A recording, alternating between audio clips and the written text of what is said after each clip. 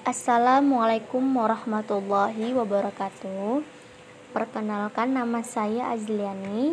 Saya dari kelas 7A PGSD UMN Al-Wasliyah Medan, NPM 18 14 34 014. Di sini saya akan memenuhi tugas mata kuliah pengembangan kurikulum.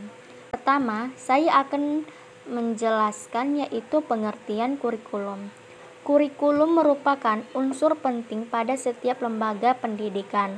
Secara fisik, kurikulum dapat berbentuk suatu dokumen berisikan berbagai komponen seperti pikiran tentang pendidikan, tujuan yang akan dicapai oleh kurikulum tersebut, konten yang dirancang dan harus dikuasai peserta didik untuk menguasai tujuan.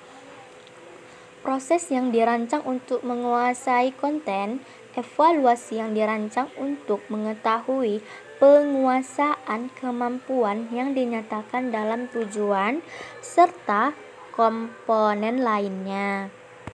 Selanjutnya yaitu ada pengembangan kurikulum.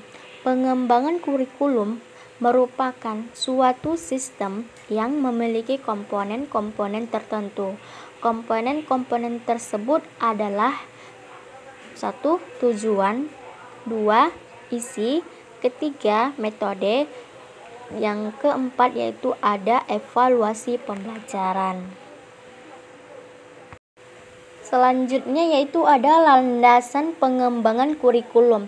Landasan pengembangan kurikulum dapat diartikan sebagai suatu gagasan, asumsi atau prinsip yang menjadi sandaran atau titik tolak dalam mengembangkan kurikulum. Selanjutnya itu ada landasan-landasan pengembangan kurikulum sebagai berikut. Yang pertama yaitu ada landasan filosofis. Landasan filosofis mengandung arti bahwa pendidikan senantiasa berhubungan dengan manusia baik sebagai subjek, sebagai objek maupun sebagai pengelola. Dengan demikian, pendidikan senantiasa berintikan interaksi antar manusia. Di dalam interaksi tersebut tentu saja ada tujuan dan sasaran yang harus dicapai. Ada materi atau bahan yang diinteraksikan, ada proses yang ditempuh dalam menginteraksikannya, serta ada kegiatan evaluasi untuk mengetahui ketercapaian proses dan hasilnya.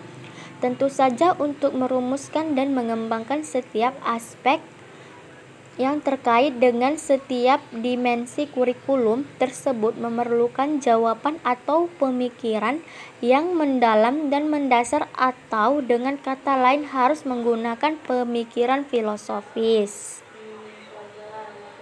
Yang kedua yaitu ada landasan psikologis. Landasan ini didasarkan pada prinsip bahwa perkembangan seseorang dipengaruhi oleh lingkungan dan kematangan. Lingkungan yang dimaksud dapat berasal dari proses pendidikan. Kurikulum sebagai alat untuk mencapai tujuan dalam pendidikan tentu saja berkaitan dengan proses perubahan yang terjadi pada peserta didik. Dengan adanya kurikulum diharapkan perubahan yang terjadi pada peserta didik dapat berbentuk kemampuan atau kompetensi aktual maupun potensial. Karakteristik perilaku setiap individu pada berbagai tingkatan perkembangan merupakan kajian dari psikologi perkembangan. Yang ketiga yaitu ada landasan sosial budaya. Landasan sosial budaya, kurikulum menentukan pelaksanaan dan hasil pendidikan pada suatu negara atau wilayah tertentu. Pendidikan diharapkan mampu menghasilkan masyarakat yang tidak asing dengan masyarakat. Dengan pendidikan diharapkan lahir manusia-manusia yang bermutu, mengerti, dan mampu membangun masyarakat. Landasan sosial budaya berkenan dengan menyampaikan kebudayaan, proses sosialisasi individu, dan rekonstruksi masyarakat. Masyarakat mempunyai norma-norma yang harus dikenal dan mewujudkan peserta didik dalam bentuk perilakunya.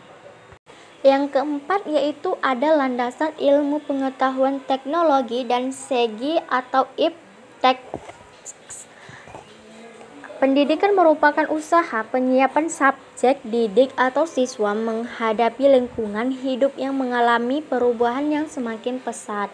Perubahan masyarakat mencakup nilai yang disepakati oleh masyarakat tersebut, sedangkan masyarakat mencakup nilai yang disepakati oleh masyarakat dapat pula disebut sebagai kebudayaan.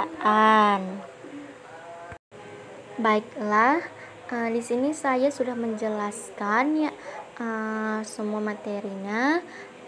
Baiklah, saya akan menutup ini.